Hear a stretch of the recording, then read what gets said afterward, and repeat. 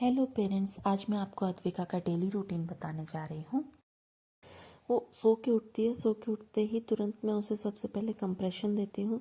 Pillows उसके ऊपर रख के उसको नीचे से ऊपर तक प्रेस करती हूँ पूरी बॉडी को 10 टाइम्स। जैसे कि अभी आप देख रहे होंगे, हमें ऊपर से नीचे नहीं, नीचे से ऊपर एक ही डायरेक्शन में 10 टाइम्स मैं उसको प्रेस करती हूँ। इस एक्सरसाइज के बाद मैंने अपने पास डिफरेंट डिफरेंट टेक्सचर रख रखा है जो मैं उसके हाथ पैर पे रब करती हूँ।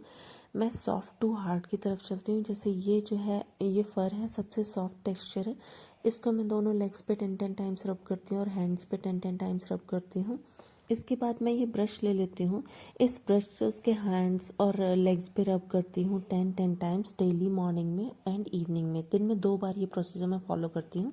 वैसे तो ये हमें 2 से ज़्यादा बार करना चाहिए, 4 बार हो जाए तो बहुत ही अच्छा है, बट उसके स्कूल वगैरह की वजह से मुझे टाइम नहीं मिल पाता है।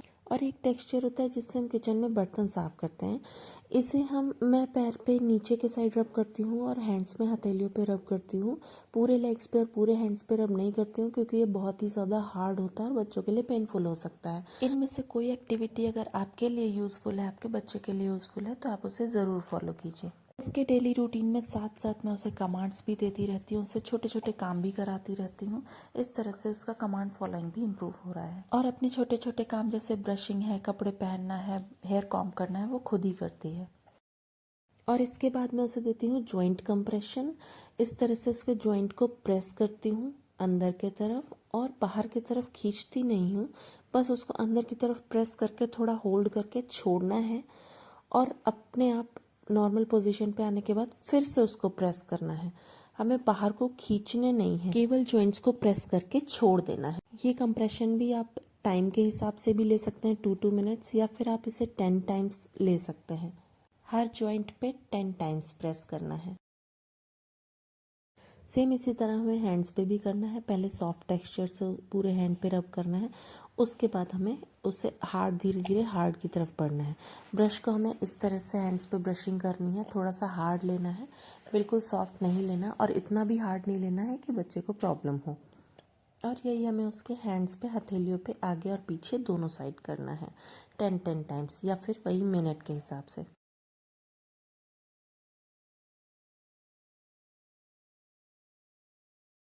और इस तरह से हमें हैंड्स पे जॉइंट कंप्रेशन देना है। एल्बो पे इस तरह से देना है और हमें बाहर की तरफ नहीं खींचना है, केवल जॉइंट्स की तरफ ही दोनों साइड से प्रेस करना है हैंड को। इसी तरह हमें फिंगर्स के भी जॉइंट को प्रेस करना है। चाहे तो आप इस तरह से पूरे हैंड को प्रेस कर सकते हैं, सारी फिंगर्स को एक साथ प्रेस कर सकते हैं, या फिर आप एक एक फिंगर करके भी एक एक फिंगर का जॉइंट को भी प्रेस कर सकते हैं। आप एक एक फिंगर पे भी जॉइंट कंप्रेशन दे सकते हैं। एक फिंगर में 3 जॉइंट्स होते हैं, तो आप तीनों जॉइंट्स पे 10 टाइम्स इस तरह से प्रेस कर सकते हैं। जैसे हम हैंड्स के जॉइंट प्रेस कर रहे हैं, उसी तरह से हमें फिंगर के भी जॉइंट्स प्रेस करने हैं। अगर कोई बच्चा किसी को पुश कर रहा है या पिंच कर रहा है तो उसके लिए ये वाली एक्सरसाइज बहुत अच्छी है। ये क्ले है, क्ले से मैं पूरे हैंड पे प्रेस करती हूँ। फिंगर्स को प्रेस करना है अच्छे से, हैंड पे प्रेस, पाम पे प्रेस करना है अच्छे से, और आप चाहे तो एक एक फिंगर को भी इस तरह से प्रेस कर सकते हैं क्ले के अंदर करके। नेक्स्ट मैं उसे म्यूज़िक सुनाती हूँ।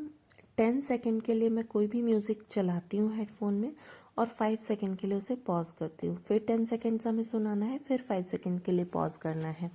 और ये म्यूज़िक कभी भी ऐसा नहीं होना चाहिए जिसमें लिरिक्स हो, हमेशा केवल म्यूज़िक होना चाहिए। जैसे ये मैं इस टाइम उसे रेन वाली म्यूज़िक सुना रही हूँ, रेन वॉइस मतलब बारिश की आवाज़ सुना रही हूँ। आप किसी भी चीज़ की आवाज़ सुना सकते हैं, वायलिन की आवाज़ सुना सकते हैं, गिटार की आवाज़।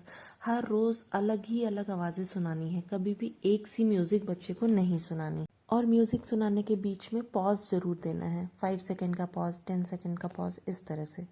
आप भी एक्सरसाइज करा सकते हैं। 2 मिनट्स के लिए म्यूज़िक सुना सकते हैं, 10 मिनट्स के लिए भी म्यूज़िक सुना सकते हैं।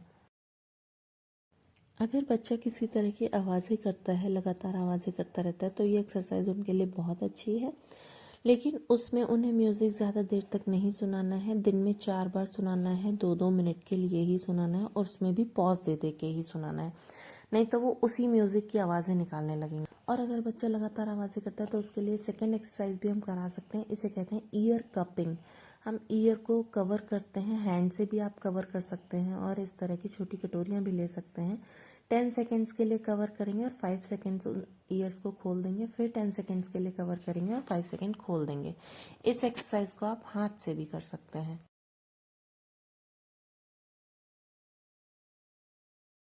नेक्स्ट है ओरल मसाज। मैं इस तरह से अद्विका को ओरल मसाज देती हूँ। इस वाले ब्रश से, फिंगर ब्रश से मैं उसके पूरे मुंह पे रब करती हूँ, एक ही डायरेक्शन में रब करती हूँ, अंदर से बाहर की तरफ।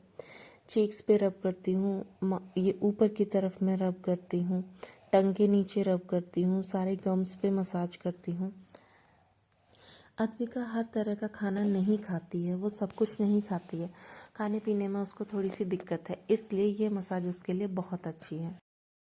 और मैं इसे इस वाइब्रेटिंग टूथब्रश से भी मसाज देती हूँ, उसके टीथ को प्रेस करती हूँ इस टूथब्रश से।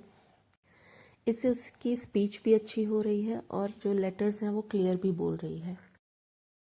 और जैसा कि हम हैंड्स पे टेक्सचर रब करते हैं, वैसे ही हम मुंह के लिए भी ये यूज़ कर सकते हैं। ये हनी, आप हनी यूज़ कर सकते हैं, लेमन जूस यूज़ कर सकते हैं, चीनी यूज़ कर सकते हैं। उसे इस तरह से ईयरबड से पूरे गम्स पे मसाज देनी है, एक ही डायरेक्शन में मसाज देनी है, जिस भी टेक्सचर से आप मसाज दे रहे हैं। अगर बच्चा सब कुछ नहीं खाता है तो ये मसाज उनके लिए बहुत अच्छी है।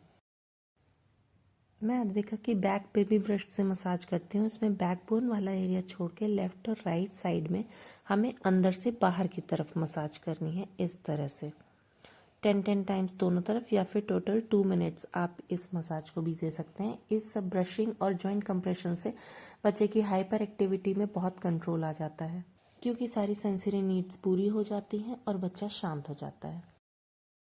इसके बाद अपना डेली रूटीन का काम ख़त्म करके अद्विका स्कूल चली जाती है और स्कूल से उसकी माँ मुझे वीडियो शेयर करती रहती हैं। स्कूल में उसे ग्रुप भी मिल जाता है कभी कभी, बट अभी उसे बहुत डिफ़िकल्टी हो रही है एडजस्ट करने में, क्लास के रूल्स समझने में, ग्रुप के रूल्स समझने में, बट फिर भी वो थोड़ा ट्राई कर रही है।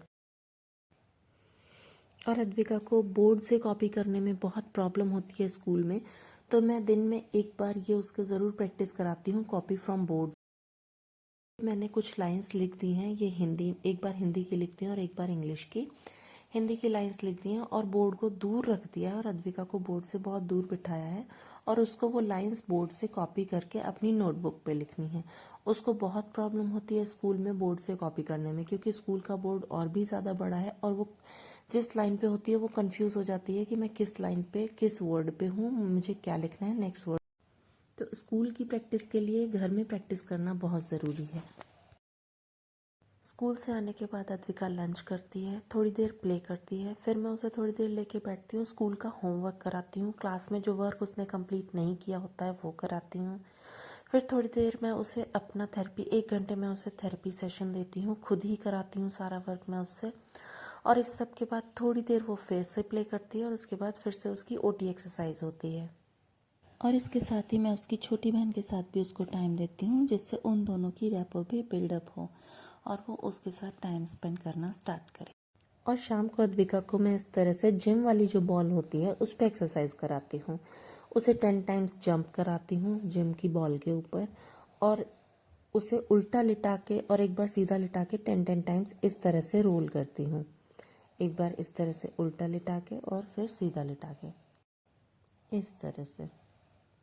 इस तरह से उसको बाउंस कराना है और उसके बाद अप डाउन करके भी एक्सरसाइज करानी है। उसके बाद उसे नीचे लिटा के इस तरह से बॉल से भी नीचे से ऊपर की तरफ बॉल को ले जाना है, प्रेस करते हुए ऊपर से नीचे नहीं लाना है, एक ही डायरेक्शन में 10 टाइम्स करती हूँ। उसके पैर से लेके शोल्डर तक मैं बॉल को प्रेस करते हुए लेके आती हूँ और ये भी मैं 10 टाइम्स ही करती हूँ। सुबह मैं बेड पे ही पिलो से उसे प्रेस कर देती हूँ और शाम को मैं इसे जिम बॉल से प्रेस कर देती हूँ। आप चाहें तो उसको योगा मैट या फिर बेडशीट में रोल करके भी प्रेस कर सकते हैं। योगा मैट और बेडशीट में रोल करके प्रेस करने से होगा कि सारे जॉइंट्स अच्छे से प्रेस हो जाएंगे। और इस एक्सरसाइज में उसे अपने पेट पे बैलेंस करना है, हैंड्स और लेग्स को हवा में रखना है। मुझे उसे सपोर्ट करना पड़ता है, वो अभी बैलेंस नहीं कर पाती है। इससे बैलेंसिंग इम्प्रूव होती है बच्चे की और बॉडी अवेयरनेस भी बढ़ती है। और इस एक्सरसाइज में वो मेरे हैंड को टच कर रही है लेग्स में, उसे नी बेंड नहीं करने हैं, लेग स्ट्रेट रखने हैं। इससे क्या होगा, इस ये भी हाइपर एक्टिविटी कंट्रोल करने के लिए एक बहुत अच्छी एक्सरसाइज है। सोने के लिए मुझे अद्विका को प्रिपेयर करना पड़ता है। रूम की लाइट्स मैं 8 बजे ऑफ़ कर देती हूँ और 8 बजे से वो थोड़ा टाइम लेती है 9 बजे तक सोने में, बट वो 9 बजे तक सो जाती है।